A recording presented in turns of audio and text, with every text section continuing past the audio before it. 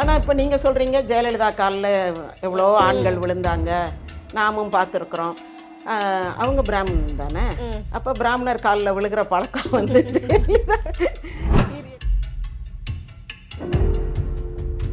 இந்த அன்றைய காலகட்டத்தில் ஒரு மிகப்பெரிய ஒரு பேசு பொருளாகவே இருந்தது. ஆண்கள்லாம் போய் காலில் விழுகிறாங்களே அப்படின்னு சொல்லிட்டு. அவ்வளவு பெரிய ஆளுமை மிக்கவர் ஆண்களை காலில் விழுவதை பார்த்து ரசித்தாரா? ஏன் இப்படி காலில் விழுந்தாங்க? அது பின்னாடி இருக்கக்கூடிய விஷயங்கள் என்ன? ஜெயலலிதா காலத்தில் அவங்க பதவியேற்பு விழா நடத்தும் போது செங்கோட்டையன் தான் முதல்ல காலத்தில். முன்னாள் மேயர் சைதை துரைசாமி பொக்கே கொடுத்துட்டு இப்படியே கும்பிட்டுட்டு போயிடுவார். அவரெல்லாம் காலில் விழுந்து கும்பிட்டதே இல்லை. எம்ஜிஆர் ஆள் அவர். இன்னொன்று சசிகலா கூட இருந்தாங்கல்ல, அவங்களும் ஜெயலலிதாவை வந்து ரொம்ப பூஸ்ட் பண்ணியிருப்பாங்க. நீங்கள் ரொம்ப பெரிய ஆள், அவங்க காலில் விழுந்து கும்பிட்டா விழட்டும், ஏம்மா வேண்டாம் காலில் விழுந்து கும்பிட்டா அது பாவம், அவங்க பாவம், நம்மளை பிடிச்சிக்கிறோம் அப்படின்லாம் சொல்லியிருந்தா இவங்க வேண்டான்னு இருப்பாங்க. எதுக்கு காலில் விழணும்? அது அந்த அம்மா வந்து ஒரு ஆணவ போக்கில் விழுங்க, ஓங்காரியத்துக்கு தானே விழுற, நல்லா விழு அப்படின்ட்டு அது ஒரு பெருமிதத்தில் இருந்துச்சு. அதுக்கடுத்து சசிகலா காலில் விழும்போது அவங்களும் பேசாமல் தானே இருந்தாங்க. ஆமாம், உண்மையிலேயே அவ்வளவு ஆத்மார்த்தமான நட்பு இருந்துச்சா? அந்த நட்புக்கு பின்னாடி இருக்கக்கூடிய மர்மங்கள். அந்த நேரம் அரசியலை விட்டு வெளியேற இருந்த ஜெயலலிதாவை அரசியல்லே தக்க வைத்தவர்கள் வந்து சசிகலாவும் நடராஜனும் தான். அவங்கள பொறுத்தளவுக்கு அமைதியாக உட்காந்து புக் வாசிக்கணும், பாட்டு கேட்கணும். ஏன்னா நான் கேள்விப்பட்டிருக்கேன், அவங்க அந்த பாட்டெல்லாம் இந்த பதிவு செய்து வாங்குவாங்களாம். எல்லா பாட்டும் இன்னென்ன பாட்டு வேணும்னு எழுதி கொடுத்து அவ்வளோத்தையும் பதிவு செய்து நிறைய பாட்டு வச்சு கேட்குறது. வீட்டில் ஒரு கலெக்ஷன் ஆஃப் சாங்ஸு. இவங்க உட்காந்து புக் வாசிச்சுட்டு இருக்காங்க. இவங்க தான் ஒரு வாரமாக உட்காந்து புக் வாசிக்கிறவங்க தானே. அப்போ அந்த ஆர்கே சண்முகம் இப்போ இறந்து போயிட்டார் இன்னைக்கு. அவர் வந்து 1000 முதல் முறையாக வசனம் எழுதுறாரு. அவர்கிட்ட வந்து என்ன பாப்பா என்ன புஸ்தகம் படிக்கிறேன்றாரு. நீங்கள் எடுக்கிற படம் தான் அப்படி. எம்ஜிஆர் கொஞ்சம் அவங்களுக்கு ஒரு திருண்டு இடம் கொடுக்கும் போதே இந்த அவங்களுடைய புத்திசாலித்தனத்தை காட்டியிருப்பாங்க. நீங்கள் எப்படி எடுக்கிறீங்க, இங்கிலீஷ் படத்தில் அப்படி எடுத்திருக்காங்க, நாவலில் இப்படி சொல்லியிருப்பாங்க அப்படின்னும் போது எம்ஜிஆர் அப்படி இருந்து பார்த்துருப்பாரோ, இப்போ அந்த குட்டி பிள்ளைக்கு எவ்வளோ நாலெட்ஜு.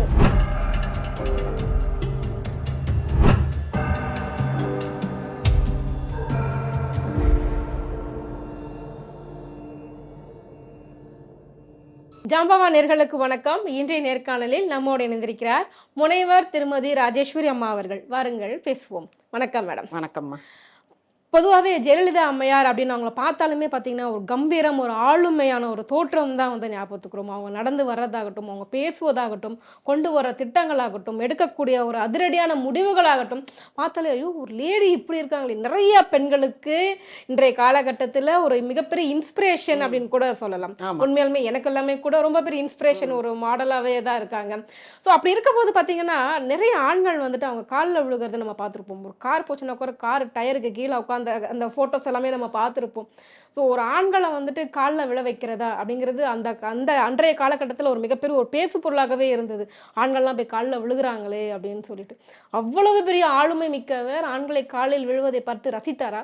ஏன் இப்படி காலில் விழுந்தாங்க? அது பின்னாடி இருக்கக்கூடிய விஷயங்கள் என்ன? அதாவது இப்போ சமீபத்தில் குருமூர்த்தி சொல்லியிருந்தார், 1967க்கு பிறகு காலில் விழுகிறதே இல்லாமல் போயிடுச்சு, அதனால தான் நான் ஆர்எஸ்எஸில் சேர்ந்தேன், பிராமணர்கள் காலில் விழுவது அப்படின்ட்டு.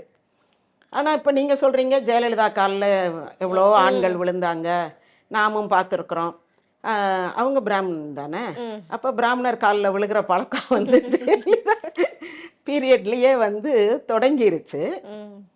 அதாவது தொடங்கலை, ஸ்டெடியாக இருந்துச்சு. த்ரூ அவுட் ஹர் ரெயின் வந்து அது இருந்துச்சு.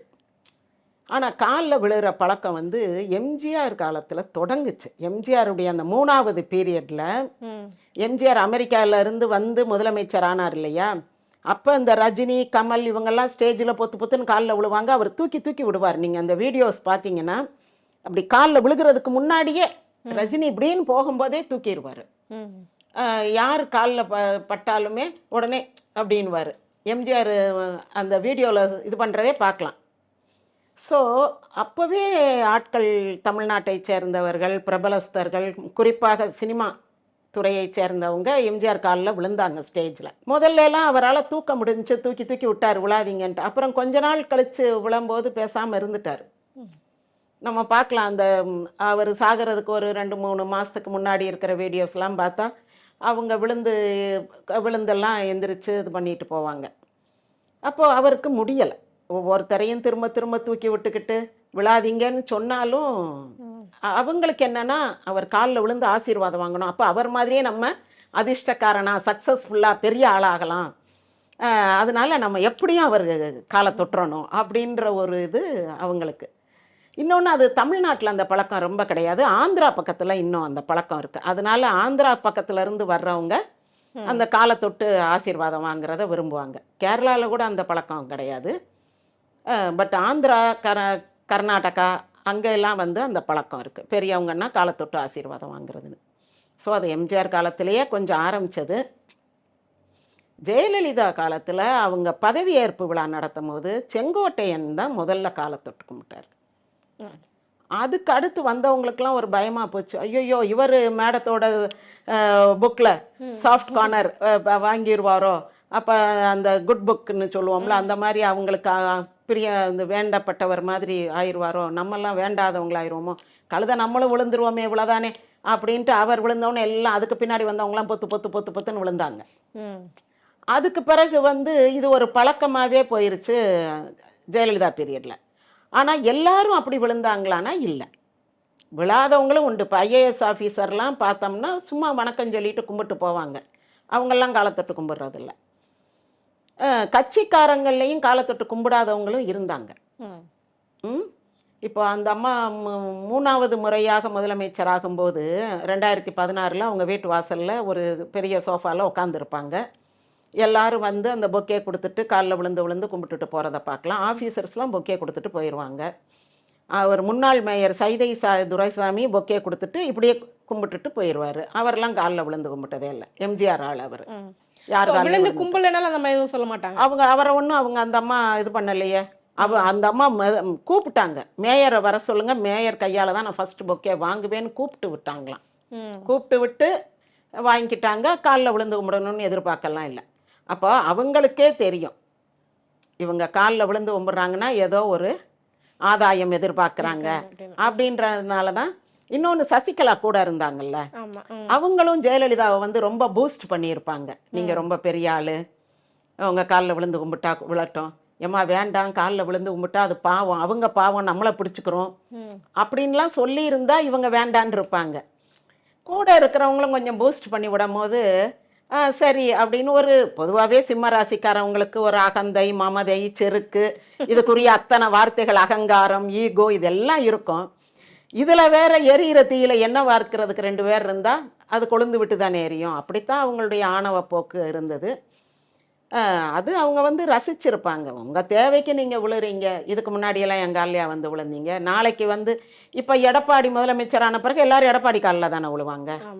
அது அவங்களுக்கு அப்போவே தெரிஞ்சிருந்தது, இவங்க ஒரு ஆதாயம் கருதி விழுறாங்க அப்படின்றது. அதனால உங்களுக்காக நீங்கள் விழுறீங்க, எனக்கு ஒன்றும் இதில் லாபமும் இல்லை நஷ்டமும் இல்லை. நீங்கள் வந்து விழுந்தா காரியம் நடக்கும், நம்மளை வந்து அம்மா பதவியை விட்டு தூக்க மாட்டாங்க அப்படின்னு ஒரு நிம்மதியாக இருக்கலாம்னு நினைக்கிறீங்க.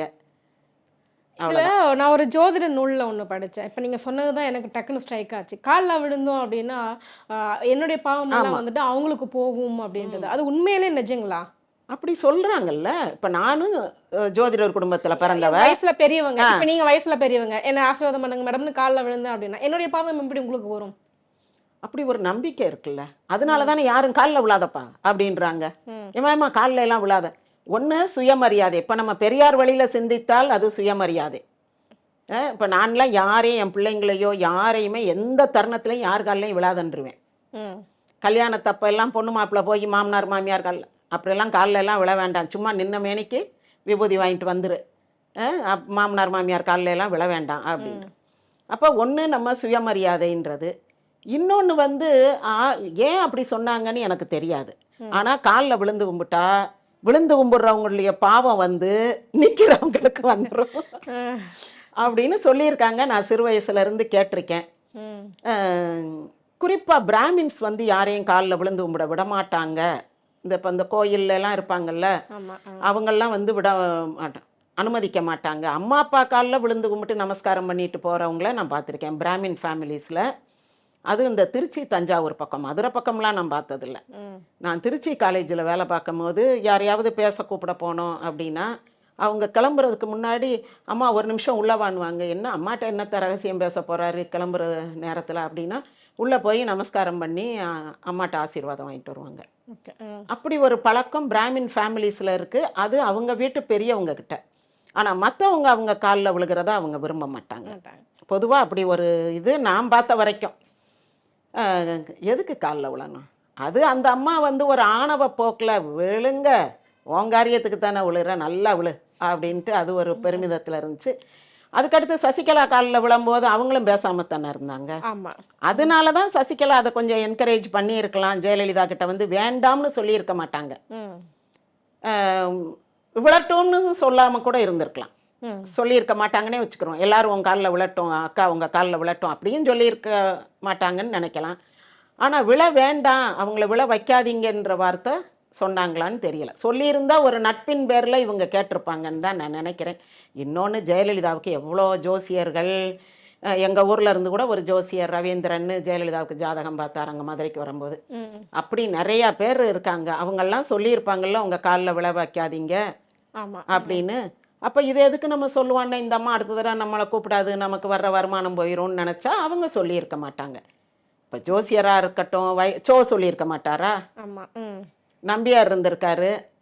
அவங்கெல்லாம் ஒரு இந்து பாரம்பரியத்தில் வந்தவங்க, ஆன்மீக பாரம்பரியத்தில் வந்தவங்க. அவங்கெல்லாம் சொல்லியிருக்கலாம். ஏன் சொல்லலை தெரியலை. கண்டிப்பாக. இதில் ஜெயலலிதா சசிகலா அவங்களுடைய நட்பு வந்து பார்த்தீங்க அப்படின்னா, அப்படி நட்புக்கு முன்னுதாரணம் அப்படின்ற ரேஞ்சுக்கு இருக்கும்.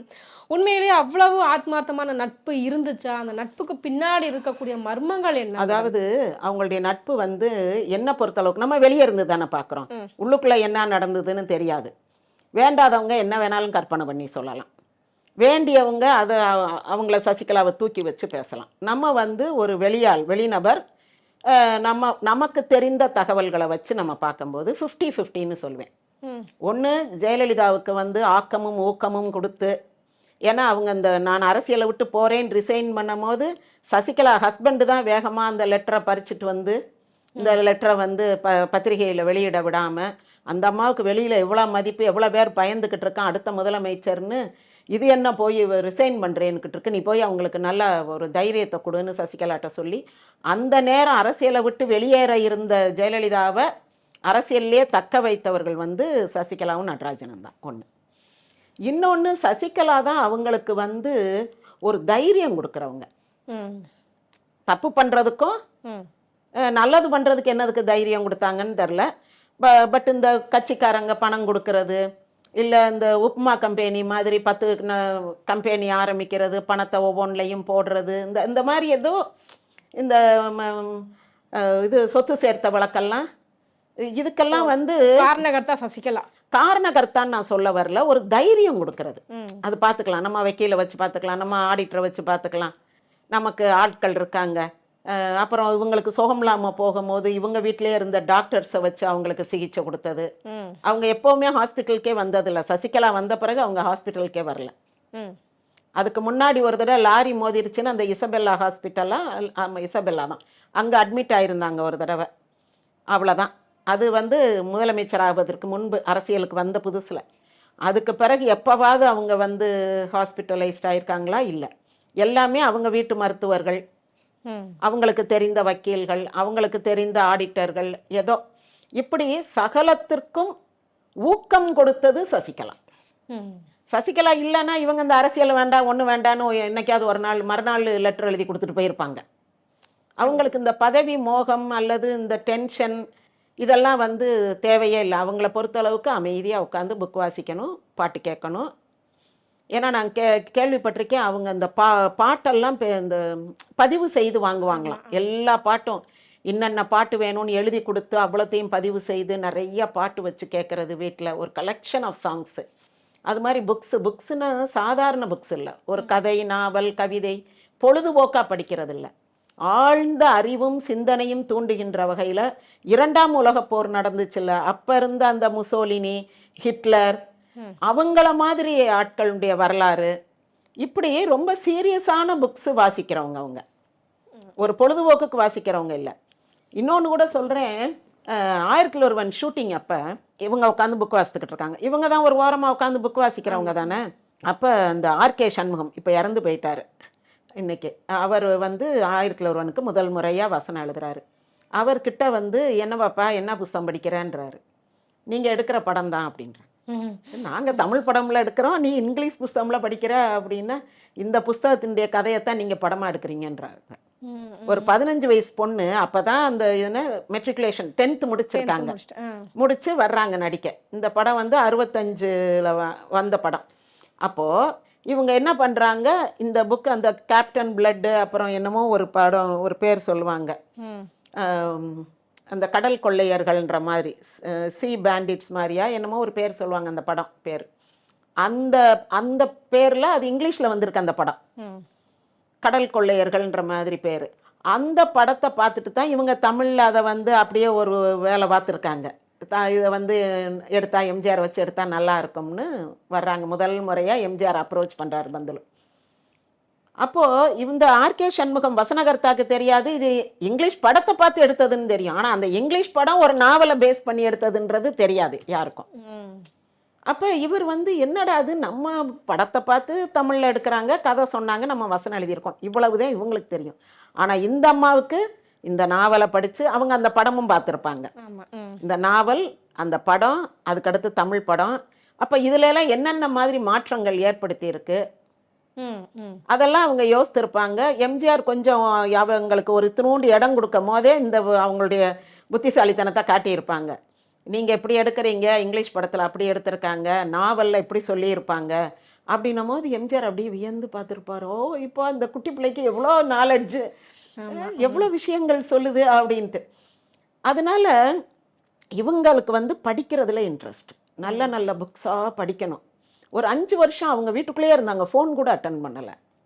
படிப்புலேயே ரொம்ப கான்சென்ட். அவங்க யாரையும் பார்க்கல, எங்கேயும் போகலை. அவங்க பாட்டுக்கு புக்கு வாசிக்கிறது, பாட்டு கேட்குறது, டிவியை பார்க்குறது. அப்படி இந்த சிடி கொடுக்க வந்தவங்க தானே சசிகலா. இந்த படம் வேணும், கொண்டு வந்து கொடுங்கன்னு கேட்டு கேட்டு வாங்கி பார்க்குறது. அதில் அவங்க 2 பேரும் அறிமுகமாகி ஃப்ரெண்ட் ஆயிட்டாங்க. ஸோ அவங்களுடைய ஆசை அதுதான். இப்போ சசிகலா இல்லாமல் இருந்திருந்தால் ஏதாவது ஒரு நாள் வந்து அரசியல்ல இருந்து குவிட் ஆகிருப்பாங்க ஜெயலலிதா. ஆனால் சசிகலா தான் பின்னுக்கு இருந்து முட்டு கொடுத்துக்கிட்டே அவங்கள நீங்கள் தான் பெரிய ஆள், நீங்கள் தான் பெரிய ஆள், நீங்கள் நம்ம அப்படி பண்ணணும் எப்படி பண்ணணும் அப்படியெல்லாம் சொல்லி அவங்களுடைய அந்த அகங்காரத்துக்கு வந்து ஒரு ஆமாம் போட்டு அவங்கள கொண்டு வந்தது சசிகலா தான். அதனுடைய நன்மை தீமை ரெண்டையுமே 2 பேரும் அனுபவிச்சுட்டாங்க. 2 பேரும் ஜெயிலில் இருந்தாங்க, 2 பேரும் அனுபவிச்சுட்டாங்க. அதனால நல்லதும் கெட்டதும் 2மே அவங்க செய்திருக்காங்க.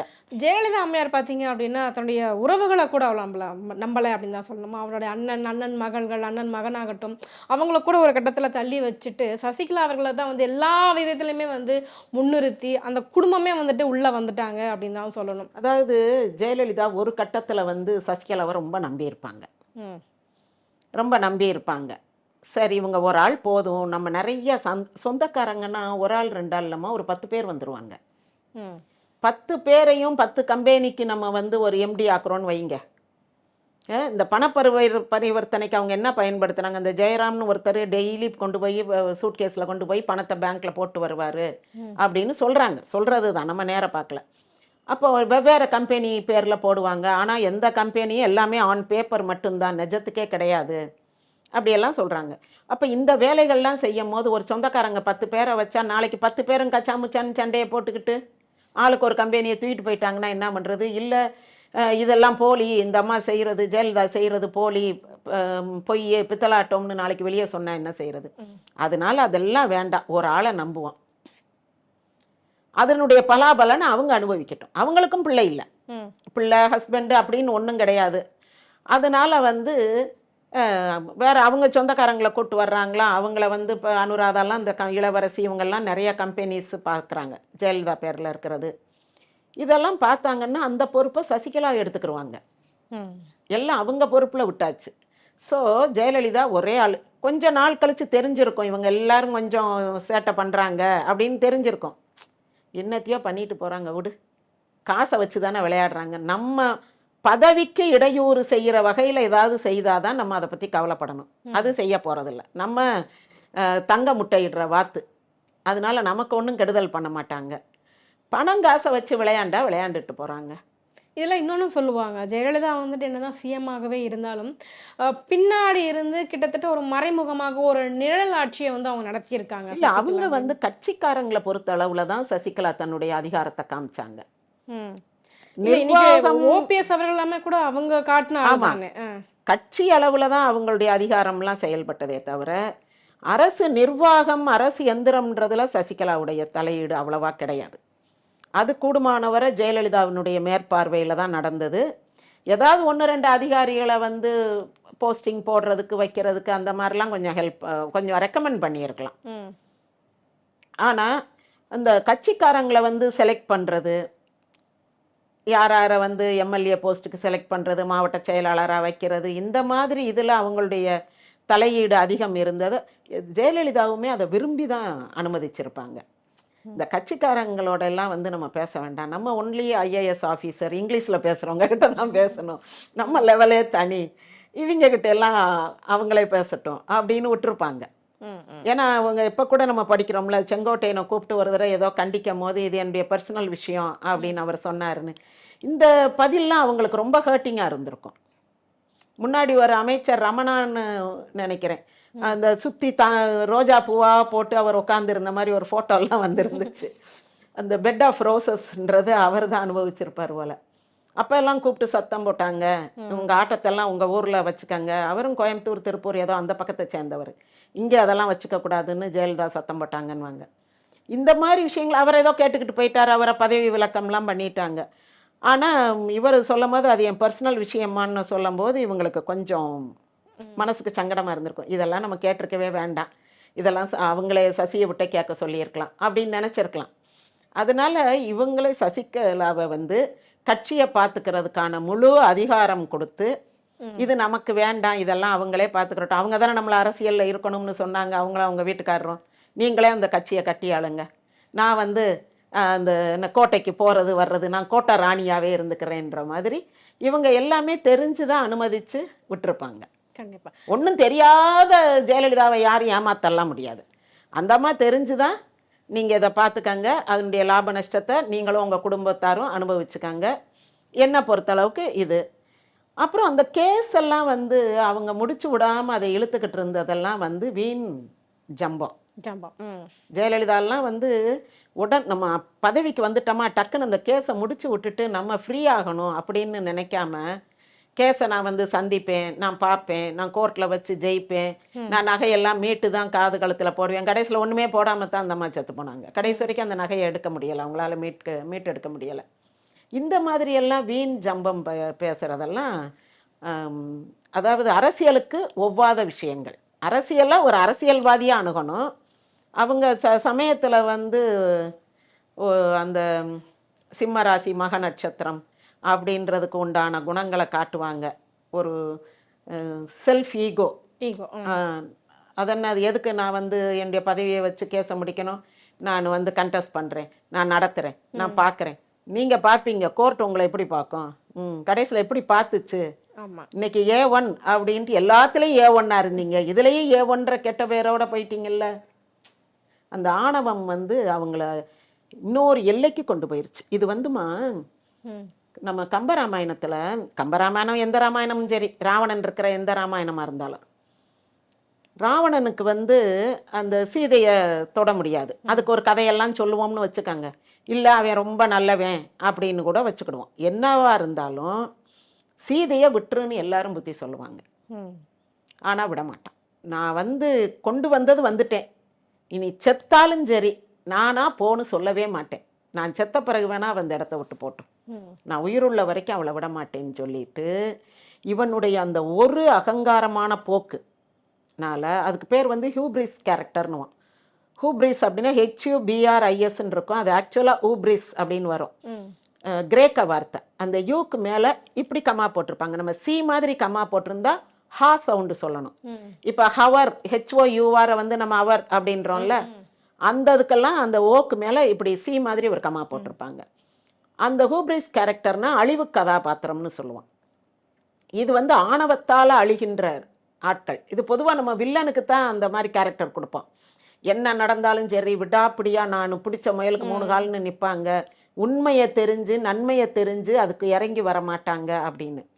அப்போ இவங்கெல்லாம் எப்படின்னா இந்த அழிவு கதாபாத்திரங்கள், ஆணவத்தினால அழிந்தவர்கள் அப்படின்ட்டு. ராவணனுக்கு வந்து மனைவி மண்டோதரி சொல்லுவா, தம்பி கும்பகர்ணன் சொல்லுவான், விபீஷணன் சொல்லுவான், யார் சொன்னாலும் கேட்க மாட்டான்.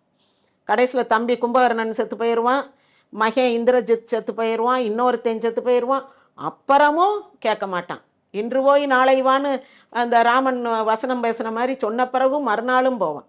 இந்த கும்பகர்ணன்லாம் அப்போ சொல்லுவான், பேசுவது மானம் இடை பேணுவது காமம் கூசுவது மானிடரை நன்றினம் கொற்றம் அப்படின்வான்.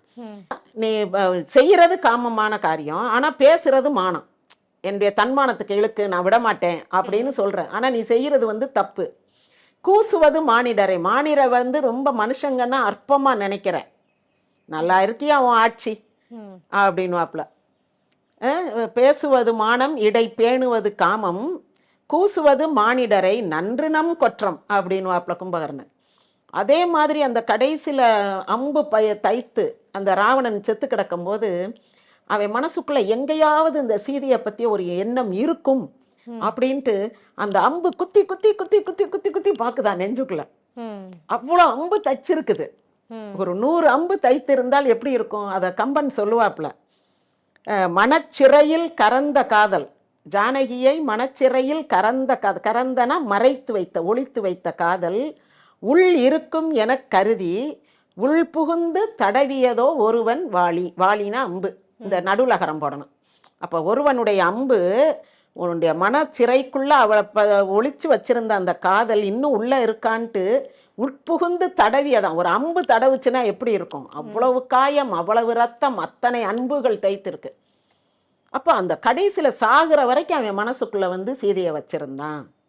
அதை வந்து எடுத்துடணும்னு தான் அந்த அம்பு குத்தி குத்தி எடுத்துச்சு அப்படின்வாங்க.